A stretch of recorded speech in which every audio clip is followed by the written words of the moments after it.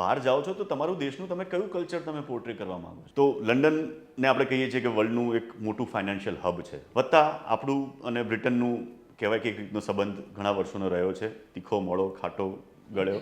હું એને દુનિયાની 8મી અજાયબી કહું છું આ સ્ટેશનને. નવી સવારમાં હું રમેશ તન્ના આપનું હાર્દિક સ્વાગત કરું છું. આજે નવી સવારના સ્ટુડિયોમાં ઉપસ્થિત છે શ્રી સિદ્ધાર્થભાઈ ઠક્કર. સિદ્ધાર્થભાઈ, તમારું સ્વાગત કરું છું. Thank you so much. સિદ્ધાર્થભાઈનો જન્મ ઉત્તર ગુજરાતના પાટણમાં, પણ પછી તો અમદાવાદમાં જ એ રહ્યા, ભણ્યા, કારકિર્દી પણ અહીં અમદાવાદમાં બનાવી અને એમની બેંકમાં નોકરી હતી અને લંડન બદલી થઈ. એમની બદલી લીંબડીથી લંડન થઈ ત્યારે મેં ફેસબુક ઉપર એક પોસ્ટ પણ લખી હતી કે લીંબડીથી સીધા લંડન ગયા અને પછી તો હવે તેઓ લંડનમાં જ પોતાના પરિવાર સાથે રહે છે.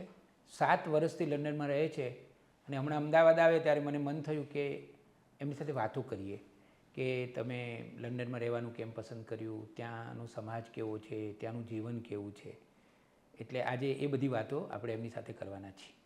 સિદ્ધાર્થ, સ્વાગત. Thank you so much.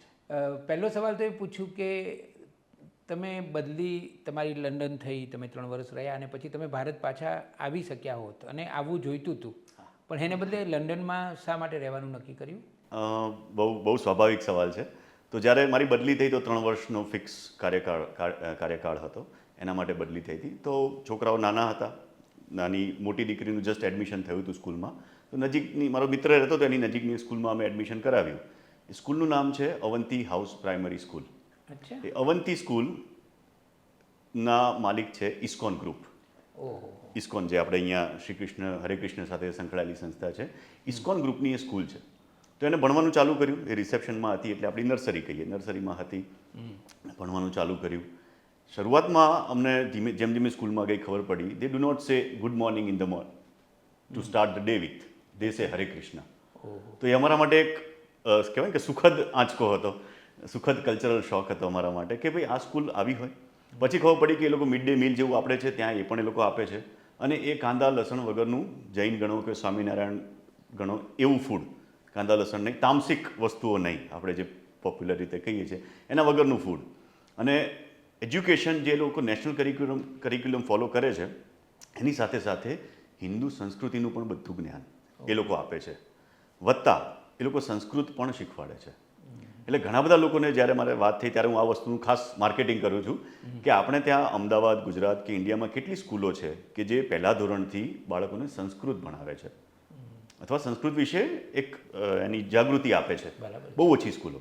એટલે એ જોઈ, એ તો એક બહુ મોટું ફેક્ટર હોય કે તમે બાળકો માટે. વત્તા સૌથી ઇમ્પોર્ટન્ટ ફેક્ટર, આ બધું જ એજ્યુકેશન ફ્રી છે ત્યાં. અચ્છા. હા, એટલે આપણે ત્યાં 12મું ધોરણ, ત્યાં 13મું ધોરણ સુધી છે, ત્યાં સુધી બધું જ એજ્યુકેશન ફ્રી છે. તમારે કંઈ જ. પણ એમાં ગુજરાતની જેમ સરકારી શાળાઓ અને ખાનગી શાળાઓ એવું નથી હોતું? ખાનગી શાળાઓ છે, પણ ખાનગી શાળાઓ 7મા ધોરણથી શરૂ થાય. 1 થી 6 ધોરણ સુધી બધી સરકારી શાળાઓ એ સરકાર જ ચલાવે? આ સરકારની ગ્રાન્ટમાંથી ચાલે બધી સ્કૂલો. અને કેવી હોય એની ગુણવત્તા? કેવી ગુણવત્તા ખૂબ સારી. મેં તમને કહ્યું કે આ ગુણવત્તા છે એની, કે ભાઈ તમારું ખાવા પીવાનું ભોજન છે અને પ્લસ તમારું કરિક્યુલમ જે સિલેબસ છે એ આખો નેશનલ સિલેબસ હોય. પ્લસ ત્યાં હેલ્થ, હાઇજીન, સિક્યોરિટી આ બધાને ખૂબ પ્રાધાન્ય આપે છે. જો તમારું છોકરું સ્કૂલમાં ચાલતા ચાલતા પડી ગયું હોય ને, એને ખાલી અહીંયા આગળ નાની ખરોચ આવી હોય ને, તો એનો એ લોકો લિખિતમાં રિપોર્ટ તમને કરે, ઈમેલમાં તમને મોકલાવે કે તમારી દીકરી કે દીકરો જે છે પડી ગયા હતા અને એને આ થયું હતું, એને આરી અમે કેર આપી હતી, હવે યોગ્ય છે, સ્કૂલમાં રહી શકવા માટે સક્ષમ છે, કાલે ફરીથી આવી શકે છે. એટલે હેલ્થ હાઇજીનના ખૂબ ઊંચા માપદંડ કે જે આપણે ત્યાં આવતા કદાચ થોડી વાર લાગી શકે. હજુ અવેરનેસ છે પણ હજુ ઇમ્પ્લિમેન્ટેશન નથી. એ એક વસ્તુ જોઈ કે ભાઈ આ બધી વસ્તુ તમારા ટેક્સમાંથી જાય છે. નો ડાઉટ ટેક્સ રેટ તમારો બહુ હાઈ છે, 35 થી 40% પૈસા તમે ટેક્સ પેટે ચૂકવો છો. હેલ્થ સિસ્ટમ આજે ખૂબ ત્યાં આગળ થોડી જરા મેસમાં છે, અત્યારે થોડી જરા અસ્તવ્યસ્ત થઈ ગઈ છે, કારણ કે જરૂર કરતાં વધારે લોકો આવી ગયા છે, સિસ્ટમ એના પ્રમાણે તૈયાર નહોતી. પણ છતાંય જે ઉચ્ચ કક્ષાની જે હેલ્થ કેર સિસ્ટમ છે એમાં એ લોકો ખૂબ એડવાન્સ છે. દુનિયાની જે ટેકનોલોજી તમે જે શોધવા માગતા હો કે ભાઈ આ બધી વસ્તુઓ શોધાઈ ગઈ છે તો હવે ક્યાં કરીશું એપ્લાય, તો એ બધી એપ્લાય ત્યાં આગળ થાય છે. એટલે એનો પણ અમને એક અનુભવ થયો ત્યાંની ટોપ લેવલ હેલ્થ સિસ્ટમનો. તો ખ્યાલ આવ્યો કે ભાઈ આ લોકો કંઈક અલગ રીતે ટ્રીટ કરે છે. એટલે એ વિશે પણ હું ઘણા બધા મિત્રો સાથે ચર્ચા કરી ચૂક્યો છું કે મારા ત્યાંની હોસ્પિટલના અનુભવ વિશે હું એક પુસ્તક લખી શકું એટલો બધો બહોળો અનુભવ છે. અને એટલે સારો પોઝિટિવ સારો પોઝિટિવ એટલે જ્યારે આ તમારા કહેવાય ને કે જીવનની બે મૂળભૂત જરૂરિયાતો છે, શિક્ષણ અને આરોગ્ય, અને વત્તા lifestyle, level of standard of living, જેની આપણે ખૂબ વાતો કરીએ છીએ અહીંયા આગળ, સ્ટાન્ડર્ડ ઓફ લિવિંગની દરેક જગ્યાએ કરીએ છીએ, એવું નથી અહીંયા. તો એનું ધોરણ પણ સતત ઊંચું ને ઊંચું, કે તમારી રૂટીન લાઈફસ્ટાઈલમાં તમને ક્યાંય કોઈ કનડગત ન થાય. તમે એકથી બીજી જગ્યાએ જવું છે તો બસના ટાઈમિંગ 10:11 લખ્યા હોય, 10:11 બસ આવી જાય, ન થાય તો કદાચ એની પણ ઇન્ફોર્મેશન તમને બધી ઓનલાઈન મળતી રહે કે આ બસ 4 મિનિટ લેટ ચાલે છે, 7 મિનિટ લેટ છે. બધી બસો અને બધું ટેકનોલોજીથી કનેક્ટેડ છે આખું. આ બધી વસ્તુ પહેલાં કદાચ લોકોને ખ્યાલ નહોતો, પણ હવે ટેકનોલોજીના કારણે લોકોને ખ્યાલ એટલે સિદ્ધાર્થ એનો અર્થ એ થયો કે તમારે 2 દીકરીઓ છે, તો શિક્ષણ અને ઓવરઓલ આખું આ વાતાવરણ એને કારણે તમને લંડનમાં રહેવાનું મન થયું લાગ્યું. હા, અને બીજું શું હતું કે મારું ફિલ્ડ હતું બેન્કિંગનું, બેન્કિંગ એન્ડ ફાઇનાન્સ, બરાબર છે. તો લંડનને આપણે કહીએ છીએ કે વર્લ્ડનું એક મોટું ફાઇનાન્શિયલ હબ છે. લંડન છે, ન્યુયોર્ક, સિંગાપુર, હોંગકોંગ, હવે દુબઈ પણ. તો એવું થયું કે બેંકની જો નોકરી કરવી હોય તો આ જગ્યા ખોટી નથી.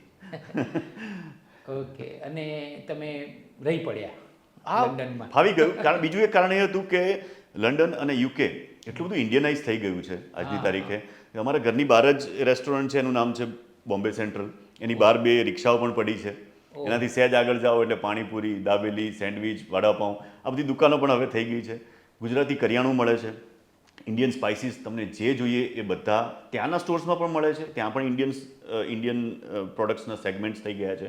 એટલે તમારી જે ઇકોસિસ્ટમ કહેવાય, ઇકોસિસ્ટમ ખૂબ ડેવલપ થઈ છે. કારણ કે ગુજરાતીઓ અથવા ઇન્ડિયન્સ છેલ્લા 100 વર્ષથી ત્યાં છે.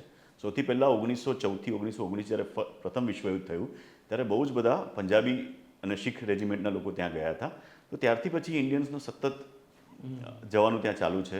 વત્તા આપણું અને બ્રિટનનું કહેવાય કે એક રીતનો સંબંધ ઘણા વર્ષોનો રહ્યો છે, તીખો, મોળો, ખાટો, ગળ્યો, જે પણ ગણો એ તમે. તો એના કારણે પણ આપણું બ્રિટન સાથેનું તાદાત્મ્ય પહેલેથી છે.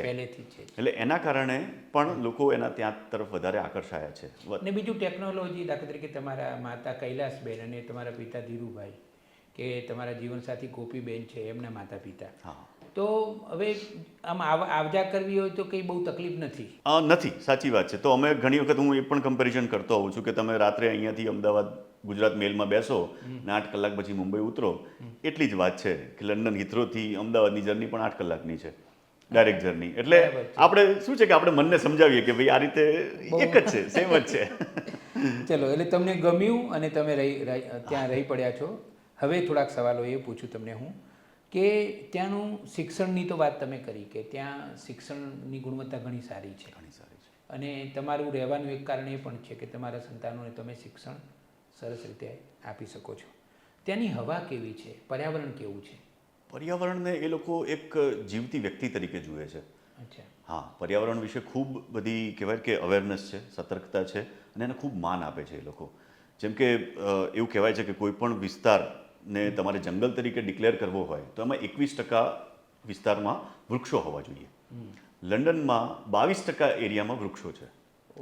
તો લંડન એ હિસાબે જંગલ છે જેની અંદર લોકો રહે છે, બાકીના 78% એરિયામાં. અને એવું નથી કે બાકીનું 78% ખાલી કોન્ક્રીટનું જંગલ છે, એમાં પણ બહુ બધા લેક્સ આવી ગયા, પાર્ક્સ આવી ગયા, ઓપન સ્પેસીસ, એ બધું તો છે જ સાથે સાથે. એટલે આ એક બહુ મોટો માપદંડ છે. કોઈ વિસ્તારને એ લોકોએ ડિક્લેર કર્યો હોય કે આ અભયારણ્ય છે કે અથવા જંગલ વિસ્તાર છે, ત્યાંથી જો સિંગલ પટ્ટી રોડ જતો હોય તો એ છેલ્લા 70-80 વર્ષથી સિંગલ પટ્ટી રોડ જ હોય. અહીં રોડ પહોળો કરવાની કામગીરી ચાલુ છે એવા પાટિયા મેં ક્યાંય જોયા નથી 7 વર્ષમાં. કોઈ રોડ પહોળા કરતા નથી. આ જ સિસ્ટમ છે, આ જ એરિયા છે, તમારે એડજસ્ટ થવાનું એમાં, બરાબર છે. એટલે તમારે પર્યાવરણ પ્રમાણે એડજસ્ટ થવાનું, પર્યાવરણ તમારા પ્રમાણે નહીં થાય. વત્તા જે એમિશનના સ્ટાન્ડર્ડ્સ છે, યુરો 5, યુરો 6 તમે કહો, એ બધા સ્ટાન્ડર્ડ્સ ત્યાં એટલા બધા હાઈ છે કે તમે કોઈ દિવસ ગાડીમાંથી ધુમાડો નીકળતા નહીં જુઓ. તમે ત્યાં જઈને પણ સ્મેલ કરશો તો તમને એવું સ્મેલ નહીં થાય કે અહીંયા પેલું ધુમાડાની ગંધ આવે છે, આપણે જે આવે છે એ નથી, બરાબર છે. એટલે આ બધી વસ્તુનો ખૂબ ઊંચા માપદંડ છે. પ્લસ ઇલેક્ટ્રિક વ્હીકલ્સ છે, અને પર્યાવરણ ફ્રેન્ડલી, એન્વાયરમેન્ટ ફ્રેન્ડલી બહુ બધી ટેકનોલોજીસ ત્યાં સતત આવતી જાય છે. સામાન્ય માણસને એ ન થાય. બીજું કે મોટી મોટી પ્રદૂષિત ઇન્ડસ્ટ્રીઝ છે, હવે એનું એંગલ શું છે નથી ખબર, પણ એ ત્યાં નથી. એ બધી આપણે જે પોપ્યુલરલી કહે છે કે થર્ડ વર્લ્ડ કન્ટ્રીઝમાં છે, એશિયા કે લેટિન અમેરિકા અથવા આફ્રિકા, એ બધી કન્ટ્રીઝમાં છે. ત્યાં તમે ક્યાંય પણ જાઓ તમને ક્યાંય ધુમાડા ફેંકતી ઇન્ડસ્ટ્રીઝ જોવા નહીં મળે. ઓહો. બરાબર, એટલે નદીને આપણે ત્યાં માતા ગણવામાં આવે છે, નદીનું આધ્યાત્મિક મહત્ત્વ ખૂબ છે, પણ તોય આપણે ત્યાં નદીઓની હાલત આપણે જોઈ છે. ત્યાં આગળ એ લોકો કોઈ નદીને માતા પિતા કશું માનતા નથી. નદી નદી છે એટલે એને એ લોકો એની જેમ ટ્રીટ કરે છે અને સ્વચ્છ રાખે છે. એક સવાલ એ પૂછું કે રાજકારણીઓ ત્યાંના કેવા છે? રાજકારણીઓ મોટાભાગે એવું કહેવાય છે કે દુનિયામાં બધા રાજકારણીઓ એક સરખા જ હોય છે, ખાસ કરીને હા, ભ્રષ્ટ હોય ને દગાબાજ હોય ને. ત્યાંના રાજકારણીઓ કેવા? એટલે આમાં એવું છે કે રાજકારણી ભ્રષ્ટ છે, એ કઈ રીતે ભ્રષ્ટ છે એ પણ ઇમ્પોર્ટન્ટ છે. કે આપણે ત્યાં ઘણી વખત વાત થાય છે કે પાયાની સમસ્યાઓ લોકોની ખૂબ છે. પાણી, રસ્તા, સ્વચ્છતા, એ બધી વસ્તુઓમાં ખૂબ લોકોને હજુ પણ કમ્પ્લેન છે. તમે શહેરોમાં કદાચ સ્થિતિ સુધરી હશે, પણ તમે જો ગામડામાં જાઓ, તાલુકા પ્લેસીસમાં જાઓ, તો ત્યાં હજુ પણ પરિસ્થિતિ એવી ને એવી જ છે. કચરાના ઢગલા, કાદવ, તૂટેલા રોડે તમને દેખાય. ત્યાં આગળના ગામડા તમને એમ થાય કે અહીંયા રહી જઈએ. કન્ટ્રી સાઇડ કહે છે ત્યાં ગામડાને લોકો, એમનો વર્ડ છે કન્ટ્રી સાઇડ. અચ્છા. લોકો હવે કેટલા બધા જે રિટાયર્ડ થાય છે એ લોકો લંડન છોડીને આ કન્ટ્રી સાઇડમાં વસે છે, કારણ કે ગામડા ત્યાં ખૂબ સાધન સંપન્ન છે, કારણ કે એને બધી સગવડ એ લોકોએ પહેલેથી આપી છે અને રેલવે નેટવર્ક એવું છે કે એની સાથે કનેક્ટેડ છે. તો આ બધી વસ્તુ ક્યારે આવે કે જ્યારે પોલિટિકલી એ લોકો સ્ટ્રોંગ હોય, ક્લિયર હોય કે ભાઈ અમારે લોકોને પાયાની સગવડો આપવી છે ત્યારે. બરાબર, અને નાની નાની વસ્તુઓમાં ક્યાંય તમને ભ્રષ્ટાચાર ક્યાંય દેખાશે નહીં. આની હાજરી પણ તમને ક્યાંય નહીં દેખાય. કોઈ, મેં આજ સુધી પેલું આપણે કાફલો જતા જોયો નથી. એના પ્રધાનમંત્રી હોય કે કોઈ, કદાચ કોઈક વખતે હોય તો કાફલો હોય, પણ એ પણ 2 કે 4 બાઇક અને 2 ગાડીઓ, એમાં એનો પ્રાઇમ મિનિસ્ટર પસાર થઈ જાય. ઘણી વખત તમે જે પણ અહીંયા આપણી જેમ હોય છે કે આમ રાજકારણી જતો હોય ને 15, 20, 25 લોકો હોય. ના ના, એ તો પ્રાઇમ મિનિસ્ટરને બી નથી, એ તો એની રાણીને પણ અવેલેબલ નહોતું ને આજે રાજાને પણ અવેલેબલ નથી.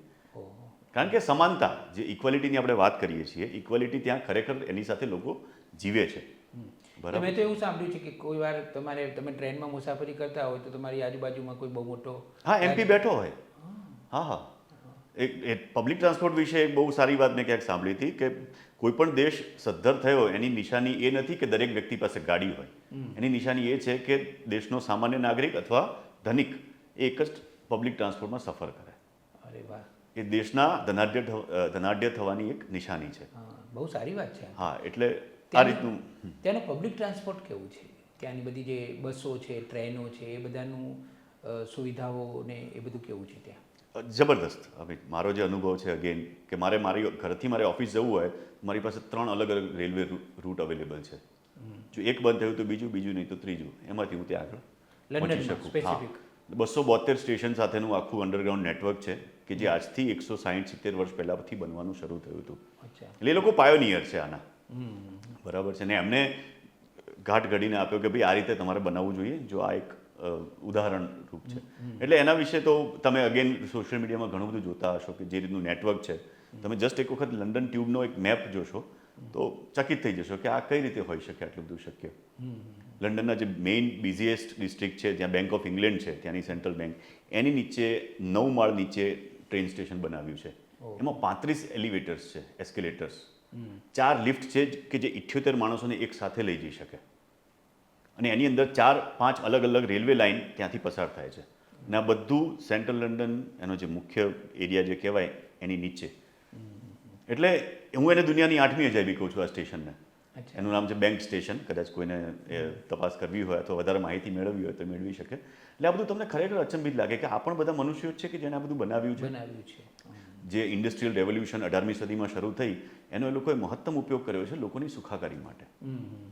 એટલે એ એમનો બહુ મેજર ગોલ છે કે લોકોની સુખાકારી વધવી જોઈએ.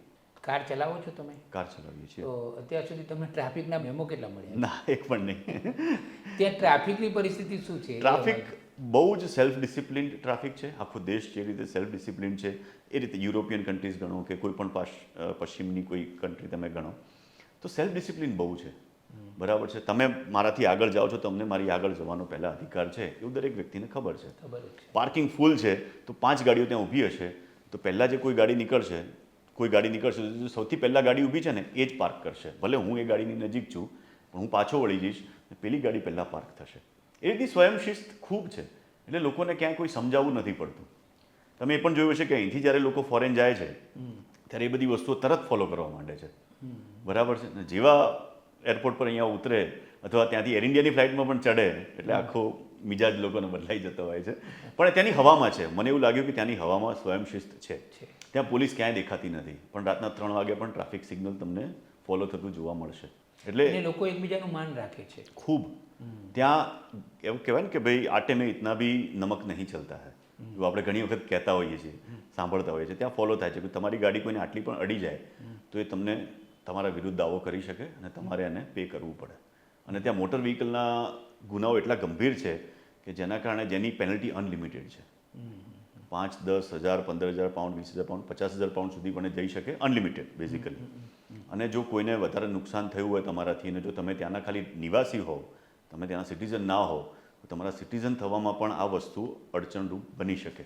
એવા પણ કિસ્સા થઈ ચૂક્યા છે. તમે સાદી પાર્કિંગની ટિકિટ પે ના કરી હોય, ખોટી જગ્યાએ પાર્કિંગ કર્યું છે, પૈસા નથી ભર્યા, તો એ જ્યારે પણ તમારે સિટીઝન થવું હોય ત્યાંના, તો એ વસ્તુ તમને આવે. વત્તા આ બધી વસ્તુઓની ગણતરી તમારી સીધી ક્રેડિટ હિસ્ટ્રી સાથે થાય છે. તમે જ્યારે લોન લેવા જાઓ કે મારે 8 લાખ પાઉન્ડની લોન લેવી છે અને તમને કહે કે તમે આ 80 પાઉન્ડનું ચલણ તો તમે ભર્યું નહોતું, એ તમારી ક્રેડિટ હિસ્ટ્રીમાં બોલે છે, એટલે અમે તમને આ લોન આપી શકીશું નહીં.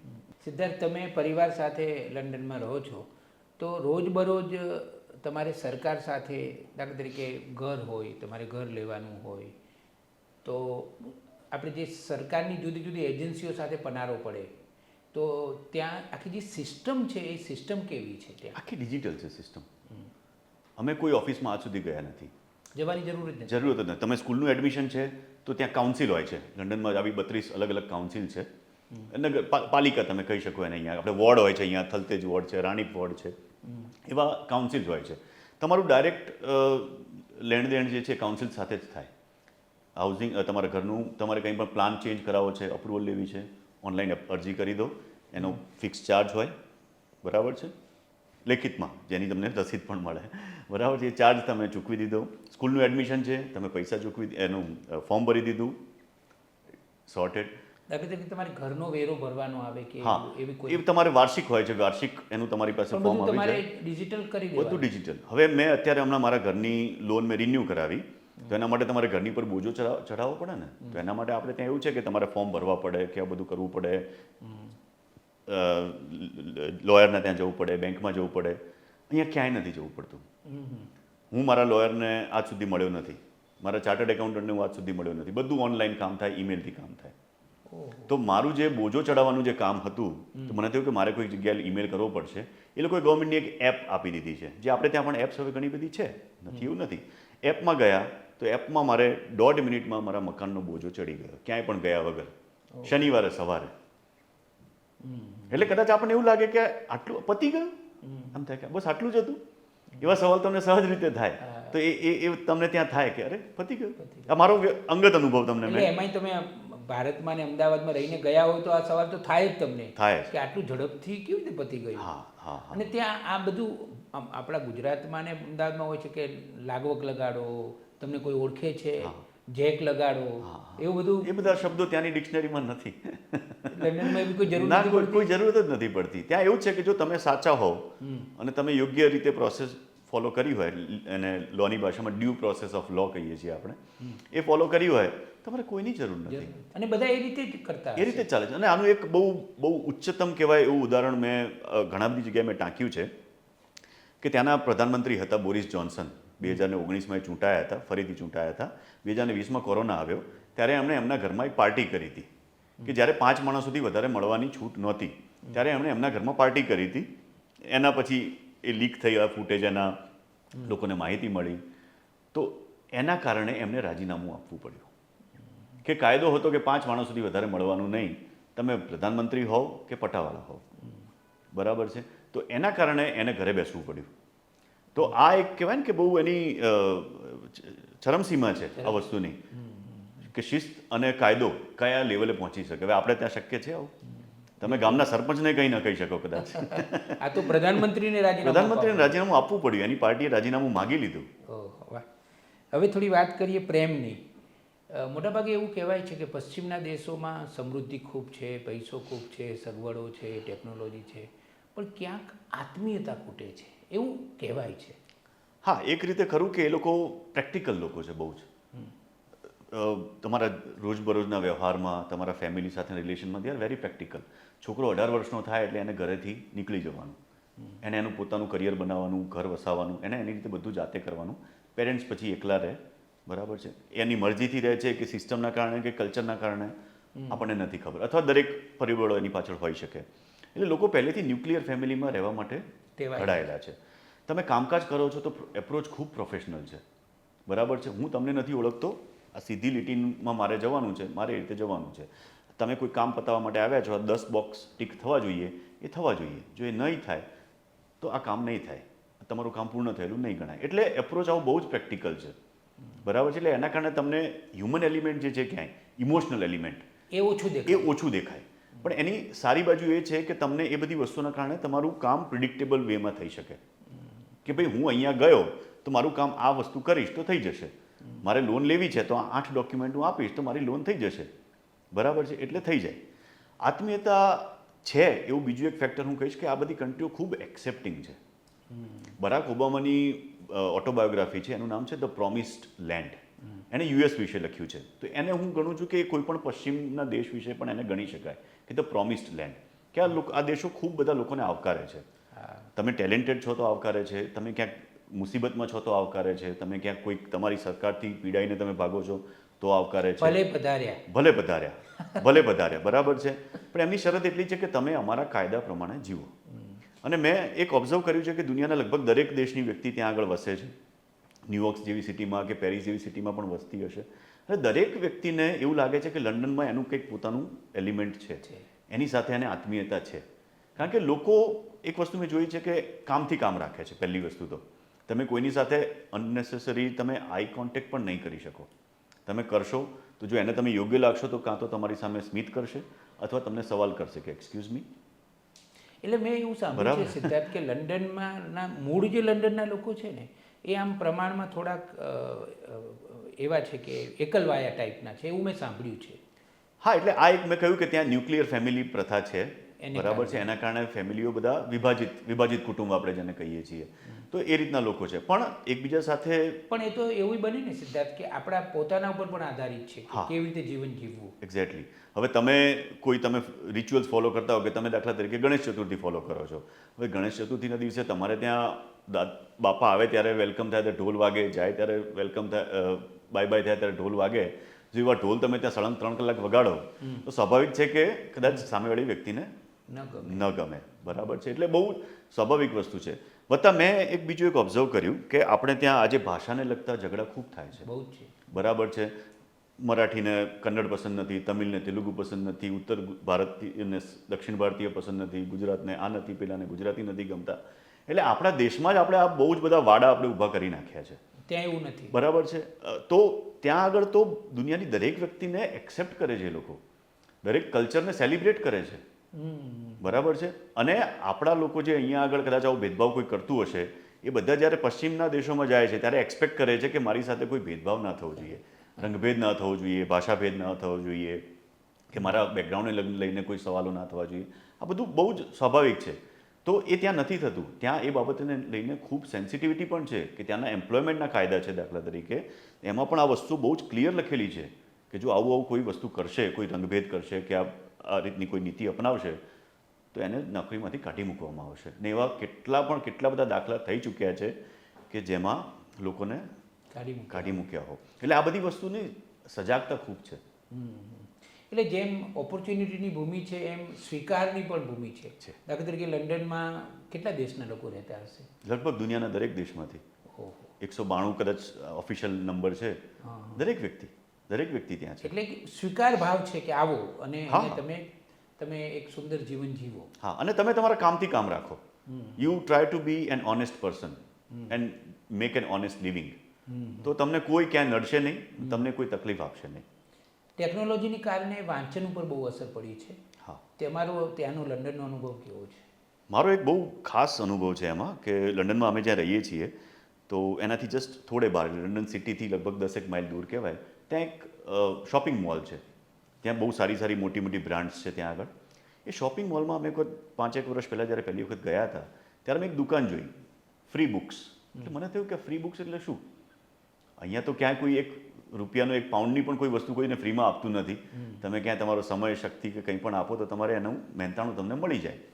એટલે અમે અંદર ગયા તો અમે ત્યાં લખ્યું હતું કે ફ્રી બુક્સ, પિક એની 5 એડલ્ટ બુક્સ ઓર 8 ચિલ્ડ્રન બુક્સ. એટલે મને છતાંય નવાઈ લાગી કે આ શું છે. એટલે પછી અમે બુક્સ જોઈ અને પછી અમે કાઉન્ટર પર પહોંચ્યા. પ્રાઇસ વાઇઝ કંઈક એમાં હતું નહીં. મેં કીધું આનું શું છે? કે it is for free. You can pick 5 books every day per person. અને જો બાળક હોય તો એ 8 પુસ્તકો ઘરે લઈ જવા માટે, ઘરે લઈ જવા માટે ફ્રી બુક્સ. પાછી આપવાની? ના, તમારી. એ લાઇબ્રેરી નહોતી, એ પરબ હતી. અચ્છા, પરબ હતી, પુસ્તકની પરબ હતી એની. પણ પુસ્તકો કેવા હતા? પુસ્તકો બધી રેન્જના. અચ્છા. હા, ફિક્શન, નોન ફિક્શન, હિસ્ટ્રી, પછી ખાવા પીવાનું જે પણ બનાવતા હોય, કલિનરી છે, બાળકોની પ્રવાસના વર્ણનો, ક્લાસિક્સ, જૂની બધી ડિક્શનરીઝ, થિસોરસ. એટલે લોકો ત્યાં દાન કરી જાય છે પુસ્તકો આવા, અને ત્યાંથી લોકો આવી રીતે લઈ જાય છે. પુસ્તકની પરબ. વાહ. એટલે આપણને ઘણી વખત એવું થાય કે આવા કેપિટલિસ્ટ દેશમાં પણ જો આવી વસ્તુ એક્ઝિસ્ટ કરતી હોય તો ત્યાં વાંચનનું કેટલું બધું મોટું કલ્ચર હશે. અને ત્યાં તમે જુઓ તો ટ્યુબમાં અને બધી જગ્યાએ લોકો ફોન વાપરતા જ હોય છે, પણ સાથે સાથે તમને અમુક લોકો જોવા મળે જ કે જે પુસ્તકમાં માથું નાખીને બેઠા હોય, નિરાતે વાંચતા હોય. ઉનાળાનો સમય હોય તો લોકો પાર્કમાં પણ ત્યાં પડ્યા પુસ્તકો વાંચતા હોય. અને આ બધી વસ્તુઓની સજાગતા ફરીથી સ્કૂલ લેવલથી જ એ લોકોને કેળવવામાં આવે છે. એટલે જેટલી પણ વસ્તુ ત્યાંના કલ્ચરમાં છે ને એ બધી વસ્તુ શીખવવામાં આવે છે. જેમ કે મેં ડ્રાઇવિંગની વાત કરી તો ડ્રાઇવિંગમાં તમે જે રૂલ્સ ફોલો કરો છો એ બધા તમને શીખવવામાં આવે છે. થિયરી ટેસ્ટ થાય છે, પછી તમારો એક સખત 45 મિનિટનો પ્રેક્ટિકલ ટેસ્ટ થાય છે. આ બધા માટે મોટી કિંમત ચૂકવવી પડે છે તમારે, બરાબર છે, લાયસન્સ લેવા માટે. તો એમાં બધી વસ્તુ તમને શીખવાડવામાં આવે છે, એટલે તમે ફોલો કરો છો. એટલે આ બધી વસ્તુઓ જો આપણે લાવવી હોય તો પહેલાં તો દરેક વ્યક્તિને એની સજાગતા કેળવવી પડે અને એમને શીખવાડવું પડે કે આ વસ્તુ આમ નહીં આમ થાય. આપણે ત્યાં શું છે, બધા MBA છે, મને બધું આવડે, હું કરી લઈશ, મારાથી થઈ જશે, એવું નથી થતું. પણ તમારે આ બધી રૂટીન લાઈફની વસ્તુ લોકોને શીખવાડવી પડે છે. એટલે વાંચનનો મહિમા ખૂબ છે અને લોકો એને ફોલો કરે છે. ને આ તો મેં તમને એક જગ્યાની વાત કરી. આવી કેટલી બધી ફ્રી લાઇબ્રેરીઝ છે, દરેક કાઉન્સિલમાં ફ્રી લાઇબ્રેરીઝ છે. અમારે ત્યાં પણ છે. હું બાળકોને લઈને જઉં છું, એ લોકોને રસ પડે છે, ત્યાં આગળ આખો દિવસ બેસે છે. ત્યાં ઇન્ટરેક્ટિવ એક્ટિવિટીઝ હોય છે. ત્યાં તમે વધારે બુક્સ વાંચો તો તમને પ્રાઇઝ મળે, એની તમારે કોમ્પિટિશન હોય છે. એટલે આવું બહુ જ બધું છે. Free internet. નો ડાઉટ એ લોકો બધા ધનિક દેશો છે એટલે આ બધી વસ્તુઓ થઈ શકે, પણ આપણા ત્યાં પણ નાના અંશે પણ આ બધી વસ્તુઓ થઈ જ શકે. આપણે ત્યાં લાઇબ્રેરીઓ છે, ઘણી બધી લાઇબ્રેરીઝ છે.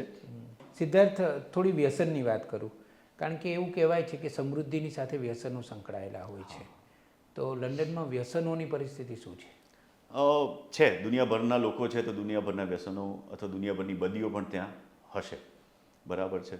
એટલે ત્યાં આ વસ્તુને લઈને અગેન ખૂબ સજાગતા છે કે એને જેમ કે વેપ. વ્યસનો એટલે મોટાભાગે શું? દાખલા તરીકે હું ગુજરાતની વાત કરું તો અહીંયા માવા બહુ ખવાય છે, ત્યાં નથી ખવાતા. હવે પ્રમાણમાં ડ્રગ્સ પણ આવી ગયું છે ત્યાં દુનિયાભરનું યુથ કહેવાય કે સદ્ધર કહેવાય એવા માણસો છે ત્યાં આગળ. પૈસે ટકે સુખી માણસો, વંઠી ગયેલા આપણે બાળકો કહીએ એવો શબ્દ વાપરી શકીએ, તો એવા લોકો ખૂબ છે, બરાબર છે. અને કામનો સ્ટ્રેસ હોય કે જીવનનો સ્ટ્રેસ હોય તો એને પૂરો કરવા માટે પણ લોકો એનું બહાનું લેતા હોય છે. તો દુનિયાભરના જ્યારે લોકોને આ બધી સિસ્ટમ હશે, વ્યસનનું હોવું બહુ જ વ્યાજબી છે. એટલે સિગરેટથી લઈને તમાકુના કોઈ બીજી રીતમાં છે કે યુથમાં વેપ નામની વસ્તુઓ જે બહુ ચાલી હતી ત્યાં આગળ, એ બધી વસ્તુનું ખૂબ ચલણ છે. પણ લોકોને સતત સજાગ કરે છે એ લોકો. બાકી તમે જોવા જાઓ તો મોટાભાગની યુરોપિયન કન્ટ્રીઝનું કોમન ફીચર છે. તમે નોર્ડિક કન્ટ્રીઝ જે કહેવાય, નોર્વે, સ્વીડન, ત્યાં આગળની 60-70% પોપ્યુલેશન સ્મોક કરે છે. એ બધા દેશો દુનિયાના સૌથી સમૃદ્ધ દેશો છે. હવે એનું મને કંઈ કોરિલેશન મળ્યું નથી કે એનાથી ફાયદા શું થાય, ગેરફાયદા શું થાય, પણ કદાચ ત્યાંની હવા એવી છે કે આ બધી વસ્તુ એમને પચી જાય છે. વત્તા એમની ખાણીપીણી એટલી બધી શુદ્ધ છે કે આની અસર એટલી બધી થતી નથી. કે આપણે અહીંયા એવું કહેવાય છે કે ભાઈ આપણે કોઈ વટવા નરોડા જતા રહીએ અને એની હવા આપણે 4 કલાક લઈ લઈએ ને તો આપણે 6 મહિના સુધી સિગરેટ પીવાની જરૂર ના પડે. તમે હવામાનની વાત કરી તો તમને ભારતમાં જેટલો તડકો મળતો હતો એટલો લંડનમાં મળે છે? તડકો મિસ થાય છે પણ જે આકરો તડકો જે અહીંયા મળતો હતો એવો ત્યાં નથી હોતો. ત્યાંનો ઉનાળો જે છે એપ્રિલ મહિનાના શિયાળા જેવો હશે સપ્ટેમ્બર સુધી. હવે ત્યાં પણ ઉનાળા થોડા આકરા થયા છે. ગ્લોબલ વોર્મિંગ ગણો કે બીજા કોઈ ફેક્ટર્સ, 38-40 ડિગ્રી સુધી વેધર ગરમ થાય છે, પણ જૂજ દિવસો માટે 7-8 દિવસ માટે જ થાય છે. અધરવાઇઝ વેધર ઘણું ઠંડુ રહે છે. એટલે બાકી અત્યારે ત્યાં જોઈએ તો 10-12 ડિગ્રી વેધર હશે અને શિયાળો હજુ થોડો આકરો થશે. એટલે ભારતની ગરમી અને ભારતની હૂંફ એ બંને તમને થોડી ઘણી મિસ થાય ખરા. સિદ્ધાર્થ, મોટાભાગે તો ગુજરાતના યુવકો અમેરિકા ખૂબ ભણવા જાય છે, પણ હવે લંડન પણ ખૂબ આવી ગયા છે. તો લંડનમાં ભણવા આવવાનું કેવું પ્રમાણમાં? હા, જો લંડનનું સૌથી મોટું સેલિંગ પોઈન્ટ કહીએ આપણે, UK as a whole selling point કહીએ તો એ એજ્યુકેશન છે. ઓક્સફર્ડ અને કેમ્બ્રિજ, એ લોકો ઓક્સબ્રિજ કહે છે બંનેને સાથે ગણવા માટે, તો એ બંને પાયોનિયર હતા. નહીં આજે નહીં, આજ 800-900 વર્ષથી યુનિવર્સિટીઝ ત્યાં એક્ઝિસ્ટ કરે છે. તો એના કારણે ત્યાં શિક્ષણનું કલ્ચર ખૂબ વિકસેલું છે પહેલેથી. એટલે એના કારણે પછી કહેવાય કે કમર્શિયલ લેવલે પણ ખૂબ એજ્યુકેશન વધ્યું છે. તો લોકો ત્યાં આગળ એજ્યુકેશનના નિમિત્તે જાય છે, પછી અન્ય ધંધા નોકરી શોધીને ત્યાં આગળ સ્થાયી થઈ જાય છે. એટલે એજ્યુકેશન એક માધ્યમ તરીકે પણ લોકો વાપરે છે. હવે ત્યાંનું એજ્યુકેશન જે છે, એલિટ જે યુનિવર્સિટીઝ કહેવાય અથવા આઈવી લીગ યુનિવર્સિટીઝ કહેવાય, એના એજ્યુકેશનની વેલ્યુ આજની તારીખે પણ છે અને ગ્લોબલી છે. તમે ત્યાં ભણ્યા હો તો તેના કારણે તમને દરેક બીજી અલગ અલગ દેશમાં પણ સ્વીકૃતિ મળી જાય. સમસ્યા ક્યારે આવે છે કે તમે ખાલી ડિગ્રીના લેવાના બહાને ગયા હો ત્યાં આગળ અને પછી તમે એના આધારે તમે કોઈ ઉચ્ચ કક્ષાની નોકરી શોધો તો એના માટે લોકોને મુશ્કેલી આવે છે. એટલે એ એક ફેક્ટર બહુ અગત્યનું છે. એટલે જે પણ યુથ જતા હોય આના માટે, એને મારે ખાસ અપીલ કે you aim for good quality education, કે જેની તમને એજ્યુકેશન તમને ખરેખર કામ આવે. તમારો અહીંયા કોઈ મોટો ધંધો હોય તો ત્યાં તમે ઓન્ટરપ્રિનરશિપનો કોઈ કોર્સ કરો અને પાછા આવો, that wood do the value addition. તમે ત્યાં ખાલી એક કોઈ સાદી જગ્યાએથી MBA ઇન ફાઇનાન્સની ડિગ્રી કરો ને પછી તમે એક્સપેક્ટ કરો કે JP Morgan, city bank, HSBC તમને બોલાવી લે અને તમને 1 લાખ પાઉન્ડની નોકરી આપે, તો એ થોડું અઘરું છે. અને આજની તારીખે જ્યારે કોમ્પિટિશન આટલી બધી વધી છે ત્યારે તો ઓર અઘરું છે. ઘણા બધા સવાલો કરી શકું, પણ છેલ્લે એક સંવેદનશીલ સવાલ તારી સાથે કરું સિદ્ધાર્થ, કે ફ્રાન્સ, લંડન અને એ બધા જે યુરોપના કેટલાક દેશો છે એ ખુલ્લા રહ્યા સ્વતંત્રતાની બાબતમાં અને બધાને આવકાર્યા કે આવો. એટલે જે થોડાક વર્ષોથી અમે વિશ્લેષકોના લેખો વાંચીએ છીએ અને ફરિયાદ સાંભળીએ છીએ એ છે મુસ્લિમ કમ્યુનિટીની, કે મુસ્લિમ કમ્યુનિટીને કારણે કેટલાક પ્રશ્નો થઈ રહ્યા છે, એમની સંખ્યા વધી રહી છે અને ખાસ કરીને એમની થોડી કટ્ટરતા અને એમના આગ્રહો એને કારણે એવું વાંચવામાં પણ આવે છે, ઘણા બધા લોકો પાસેથી સાંભળ્યું પણ છે. અને એક જે ગંભીર મુદ્દો છે એ આપણી દીકરીઓનો છે, ખાસ કરીને હિન્દુ દીકરીઓનો, કે એવા ગુજરાતમાં પણ હવે પ્રમાણ ઘટ્યું છે ઘણું, પણ એ જે લવ જેહાદ એના માટે એક શબ્દ વપરાય છે. તો ખરેખર ત્યાંની વાસ્તવિક સ્થિતિ શું છે? હા, ત્યાં આગળ એક હમણાં રિસન્ટ કેસમાં ગ્રુમિંગ ગેંગ કરીને એક આખો એક બહુ મોટો ઇસ્યુ થઈ ગયો હતો. હા, બરાબર છે. જેના ત્યાંની બ્રિટિશ છોકરીઓ સાથે બહુ મોટી સંખ્યામાં અનૈતિક કાર્યો થયા હતા ખૂબ બધા. તો એના વિશે ઘણી બધી ચર્ચાઓ થઈ છે, સરકાર સુધી મામલો પહોંચ્યો છે. એ લોકોએ ત્યાં આ બધી નીતિઓની વિરુદ્ધ, આ બધી પ્રેક્ટિસીસ જે કહેવાય આ બધી કોમની, એના વિરુદ્ધ લોકોએ ખૂબ હોબાળો મચાવ્યો. ત્યાં આગળ મોટી મોટી રેલીઓ નીકળી. બરાબર છે. પણ છતાંય મેં કહ્યું કે આ લોકો એટલા બધા એડેપ્ટિવ છે, એક્સેપ્ટ કરે છે દરેક વ્યક્તિને, કે આ બધી વસ્તુને કદાચ થોડે અંશે જતી કરે છે. પણ કાયદાનું શાસન હજુ પણ ત્યાં આગળ ઘણું મજબૂત છે. જરૂરી નથી કે કદાચ આવનારા સમયમાં રહેશે, કારણ કે જ્યારે મલ્ટીકલ્ચરલિઝમ થાય આ રીતનું, દુનિયાના દરેક દેશની વ્યક્તિ આવે તો એ સારી વસ્તુની સાથે થોડી પોતાની વાત પણ લઈ આવે. હા, એટલી બધી સારી ના હોય, ખરાબ વસ્તુઓ પણ સાથે લઈને આવશે. એટલે એની બધી સમસ્યાઓ રહેવાની. ઘણા બધા રેફ્યુજીસ ત્યાં આગળ આવ્યા છે અલગ અલગ દેશોમાંથી, ઇન્ક્લુડિંગ ઇન્ડિયા. એટલે એ લોકો કઈ રીતની મેન્ટાલિટી, સાયકોલોજી લઈને આવતા હોય તમને નથી ખબર. બરાબર. તો એના પણ બહુ જ બધા એવા કિસ્સા થયા છે કે એ લોકો ગુનાહિત કાર્યોમાં ત્યાં સંકળાયેલા હતા, અહીંયા આગળ આવી ગયા અને અહીંયા આગળ એ જ વસ્તુ એમણે કન્ટિન્યુ કરી. એટલે આ બધી સમસ્યા થતી જાય છે. અને જ્યારે પણ એક સોસાયટીમાં અલગ અલગ ટાઈપના લોકો ભેગા થાય ત્યારે આ બધું ગુનાનું પ્રમાણ વધવાનું એ આપણે વર્ષોથી જોયું છે. પહેલાં જુદી રીતે થતું હતું, આપણને કદાચ ખબર નહોતી. હવે આપણે આધુનિક જગતમાં રહીએ છીએ એટલે આ બધી વસ્તુઓની આપણને નોંધ વધારે લેવાય છે, માહિતી વધારે મળે છે. પણ હા, આ બધી વસ્તુઓથી સમગ્ર યુરોપના દેશો આજની તારીખે પીડિત છે અને ત્યાં આગળ આ વિષયને ખૂબ ઉકેલ શોધી રહ્યા છે અને they are trying there best કે ભાઈ જેટલું શક્ય બને એટલું કાયદાનું શાસન અહીંયા. એટલે પેલી સ્વતંત્રતાને પણ બરકરાર રાખવાની છે અને વ્યવસ્થા પણ સાચવવાની છે. કારણ કે આપણે કહીએ છીએ કે દરેક વ્યક્તિ, આપણે કહીએ છીએ કે આ કોઈ સમાજની કે કોઈ કુળની દરેક વ્યક્તિ એવી નથી હોતી. You cannot generalise everyone. બિલકુલ ન. બરાબર છે. પણ હા, જો મોટો વર્ગ એનો એવો હોય તો એમાં બાકી લોકો એનું કંઈ નહીં કરી શકે. કરી સાચી વાત છે. બરાબર, એટલે આ બહુ સળગતો પ્રશ્ન છે ત્યાં આગળ, અને કદાચ દુનિયાની દરેક જગ્યાએ કોઈક ને કોઈક રીતે આ ટાઈપની સમસ્યાઓ હોય જ છે. હોય જ છે. હવે ખરેખર છેલ્લો સવાલ કે તમે ખાસા વર્ષો ગુજરાતમાં રહ્યા છો, તો એવી કઈ 3 બાબતો છે કે જે આ લંડન પાસેથી આપણા ગુજરાતે બહુ ઝડપથી શીખી લેવી જોઈએ અથવા અમલમાં મૂકવી જોઈએ? અમલમાં મૂકવી જોઈએ 100%. બહુ જ પરફેક્ટ ક્વેશ્ચન છે. સૌથી પહેલું મેં કહ્યું કે સ્વયંશિસ્ત, ડિસિપ્લિન તમારે કમ્પલસરી છે ને છે. એને આપણે નાગરિક ધર્મ કહી શકીએ. હા, આપણે ત્યાં કેવું છે કે વિકાસ સરકાર કરે, ભલું ભગવાન કરે, આપણે બેને ખાલી ગાળો દેવાની કે ભગવાને મારું આ ન કર્યું, સરકારે મારું આ ન કર્યું.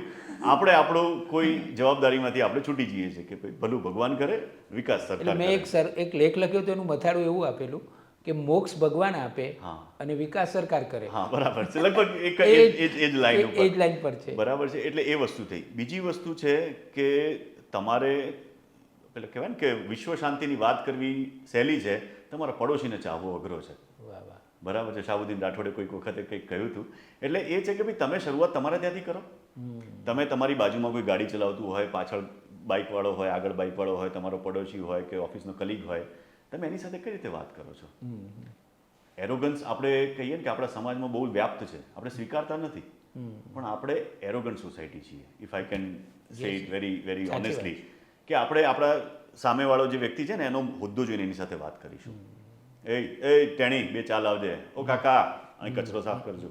આ કોમન છે. બરાબર છે. કાકા 70 ના હશે, તમે 35 ના હશો, પણ તમને કાકાને તુંકારો દેવાનો હક છે. ત્યાં આગળ માનવના જે કહેવાય સ્વભાવની, માનવના મૂલ્યોની, બેઝિક મૂલ્યોની ખૂબ વેલ્યુ છે. સાચી વાત છે. ત્યાં એરોગન્સ હવે તમે સહેજ પણ કરો ને તો એના વિરુદ્ધ બહુ કડક કાર્યવાહી થાય છે. લોકો જ કરી દે છે. એકબીજા સાથે કંઈ હાથ જરાક અમથો અડી જાય ને, excuse me, sorry, thank you. એટલે આ બધી વસ્તુ બહુ કોમન છે. તમને એવું લાગે કે આ તો બધું ખોટું કરે છે, આ તો બધું પ્લાસ્ટિકયું છે, તો ઘણી વખત લોકોને કહું કે તમે એવું તો કરો. તમારે ક્યાં એની સાથે ઘરે રહેવું છે? એ તમને બજારમાં ક્યાંક મળી ગયા છે, તમે સામે મળ્યા, તો એકબીજા સામે સ્મિત વેરો. બરાબર, ભલે પ્લાસ્ટિકયું છે, ભલે આર્ટિફિશિયલ છે, કૃત્રિમ છે, પણ તમે એટલું તો કરો. એવું કરશો, 100 જણા કૃત્રિમ કરશે તો તમારું કલ્ચર બનશે. સાચી વાત છે. બરાબર છે. એટલે એ એક વસ્તુ છે. અને ત્રીજી સૌથી વસ્તુ ગંદકી, સ્વચ્છતા, એ આજની તારીખે આપણા દેશની જરૂરિયાત છે. મેં લંડનમાં અને આખા યુકેમાં હું ઘણી બધી જગ્યાએ ફર્યો છું. ત્યાંની દરેક કચરાપેટી એવું સમજી લો કે દરરોજ ખાલી થાય છે. ભલે એમાં 4 વસ્તુ પડી હોય ને તો રોજ કચરાપેટીની થેલી બદલાય છે અને એનું પ્રોપર પ્રોસેસિંગ થાય છે. બરાબર. કોઈ પણ દેશના કોઈ પણ ખૂણે કોઈ પણ કચરાપેટી તમે લઈ લો, આઈ કેન ગેરંટી કે કચરાપેટી રોજ ખાલી થાય છે. હવે અહીંયા આગળથી આપણે લોકો યુથ, તમે વાત કરી, ઘણું બધું નવું યુથ જે જાય છે એને આદત છે વ્યસનની. ત્યાં માવા એટલા બધા કરે છે કે ત્યાંની સરકારે ત્યાં આગળ ગુજરાતીમાં જાહેરાત કરવી પડી કે માવા ખાઈને, મસાલા ખાઈને થૂંકવું નહીં, તમાકુ ખાઈને થૂંકવું નહીં, એ સામાજિક રીતે દંડનીય અપરાધ છે. એવું ગુજરાતીમાં લખ્યું છે.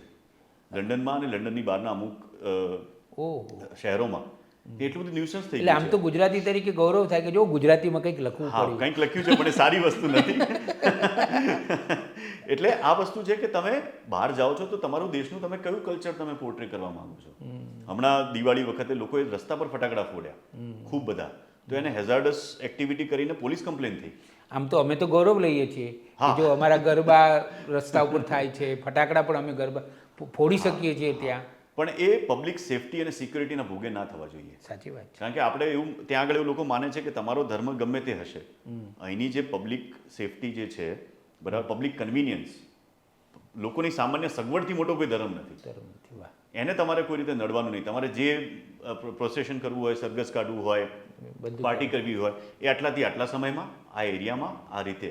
જો ગંદકી કરી તો એની પેનલ્ટી, જો ન્યુસન્સ કર્યું તો એના વિરુદ્ધ કોઈ પગલાં લેવામાં આવશે.